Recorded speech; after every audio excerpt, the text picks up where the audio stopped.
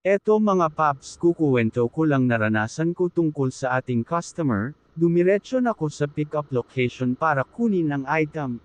70 pesos pala ang fare ng book. Pagdating ko sa pickup location, tinawagan ko na agad ang kukuhaan ng item pero hindi eto makontak. Kaya ang ginawa ko, nagtanong-tanong ako sa bawat dumadaan at tinawagan ko diin agad ang drop-off para alam niya na andito na ko sa pickup location. Una ko agad tinanungan yung nakatambay dito na gumagawa ng motor. Sinabi ko agad yung pangalan kung kilala niya yung tao na to pero hindi niya pala kilala. Mahirap sa lugar kung ang pagpipikapan or pag-drop off pan mo ay hindi nila kilala or bagong lipat lang. Gills talaga pag ganito tapos hindi pa makontak. Tinuro ko yung nakanote dito sa Lala Move Apps, tama naman ang pinasukan ko at nakalagay sa note pero hindi din tilga niya kilala. Bawat makikita ko na tao ay sinusubukan ko talaga tanungin, kung kilala ba nila talaga tong tao na ta. Nagbabaka sakali lang ako, kumbaga malay mo bigla pala na kilala nila. Dahil sa aking pangungulit sa drop-off, nakontakan niya ang pagpipick up-an. Maya-maya ay biglang lumabas ang isang babae at nakita ko eto agad, kung saan ako unang nagtanong, dun din pala siya banda nakatira.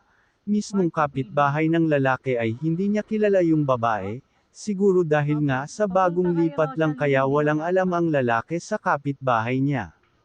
Kinuha ko na agad sa babae ang aking pipick up in na item, kaya binigay niya diin agad sa akin at sabay umalis na ko agad. Nakarating na ako sa drop-off location, nakita ko si Madam nakaabang na agad sa akin para kunin ang kanyang item.